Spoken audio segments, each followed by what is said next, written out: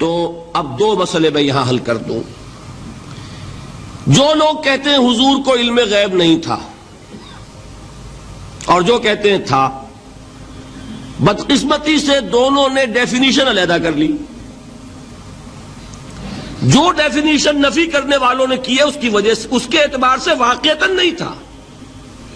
انہوں نے ڈیفینیشن یہ کی ہے، تعریف یہ کی ہے، وہ علم جو خود حاصل ہو جائے.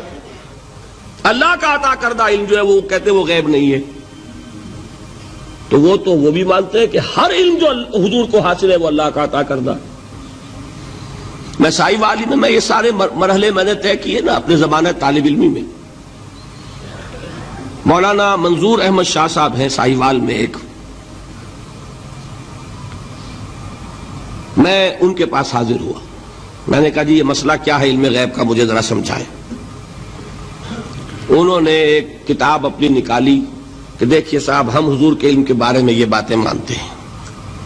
حضور کا علم حادث ہے، قدیم نہیں ہے. حضور کا علم محدود ہے، لا محدود نہیں ہے. حضور کا علم عطا کردہ ہے، ذاتی نہیں ہے. میں نے کہا یہ تین باتیں اگر آپ مان لیں تو میرا تو جھگڑا کوئی نہیں آپ سے. ہوتا کیا ہے جب آئیں گے وعظ میں، خطابت میں، تو عالم ما کان وما یکون، اب الفاظ وہ استعمال کر جائیں گے. ایک واعظ ہے، عام مقرر ہے، واہ واہ ہوتی ہی نہیں، نعرے لگتے ہی نہیں، محفل میں گرمی آتی نہیں جب تک کہ ایسے مبالغے نہ کریں. لیکن وہ چیز لکھی ہوئی ان کے ہاں ہے کہ حضور کا علم حادث ہے، قدیم نہیں ہے. حضور کا علم محدود ہے، لا محدود نہیں ہے. حضور کا علم عطائی ہے، ذاتی نہیں ہے. ان تینوں چیزوں کے بعد کوئی بڑے سے بڑا وہابی اور بڑے سے بڑا اہل حدیث بھی انکار نہیں کرتا. باقی یہ بات جان لیجئے کہ غیب اور حضور یا شہادہ یہ در حقیقت عام انسانوں کے اعتبار سے الفاظ استعمال ہوئے ہیں. جب قرآن میں کہا جاتا عالم الغیب والشہادہ، اللہ غیب اور جو ظاہر ہے یا موجود ہے سب کا جاننے والا ہے، تو مجھے بتائیے اللہ کے لیے کوئی غیب ہے؟ اللہ کے لیے کوئی شے غیب ہے؟ تو کیوں کہا جا رہا ہے عالم الغیب والشہادہ؟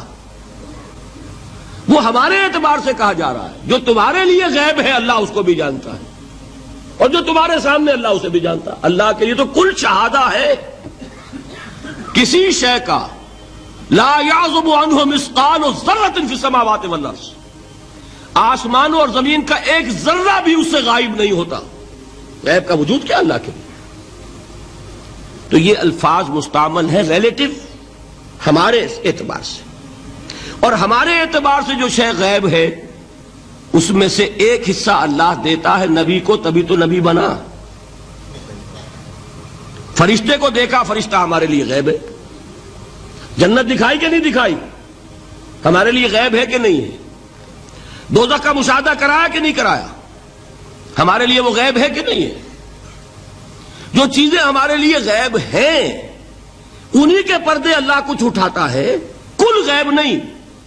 کل غیب کا علم ہو جائے گا تو وہ شرک ہو جائے گا. کل کا لفظ جہاں آیا شرک ہوا. جب آپ کہہ رہے ہیں محدود ہے، لا محدود نہیں ہے، تو کل کا لفظ استعمال نہیں کر سکتے. لیکن غیب میں سے کچھ علم دیا گیا تبھی تو نبی بنا، ورنہ میرے اور نبی میں فرق کیا ہوا پھر؟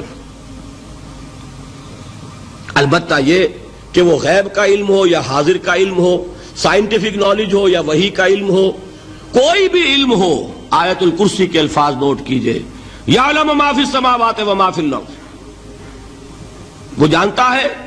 ولا یحیطون بشیء من علمہ الا بما شاء، مخلوق میں سے کوئی بھی اس کے علم میں سے احاطہ نہیں کر سکتا مگر جتنا وہ چاہے. اب یہ بات علیحدہ ہے کہ ہم کون ہے طے کرنے والے کہ ناپیں بیٹھ کر کے اللہ نے ابراہیم کو کتنا علم دیا. ہم ناپ سکتے ہیں؟ عیسیٰ کو کتنا دیا ہم جان سکتے ہیں؟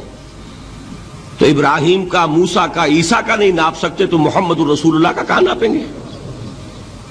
یہ پاگل پن ہے، یہ ہے جو غلطی ہوتی ہے. ہم کون ہے طے کرنے والے؟ اللہ نے اپنے نبی کو دیا جو دیا، بات ختم. کل نہیں کہیں گے، کل کہا شرک ہو جائے گا. ذاتی کہا شرک ہو جائے گا. عطائی ہے، جو دیا اللہ نے دیا، اور کل نہیں دیا، جتنا چاہا دیا.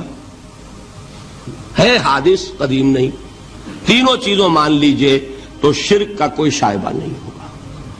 باقی جہاں ایک طرف قرآن میں وہ آیات ہیں کہ اللہ کے غیب کو کوئی نہیں جانتا، ٹھیک، وہاں یہ بھی ہے کہ لا یظہر غیبہ، لا یظہر علی غیبہ الا من ارتضی بالرسول، وہ اپنے غیب پر قابو نہیں دیتا مگر اپنے رسول میں سے جس کو چاہے.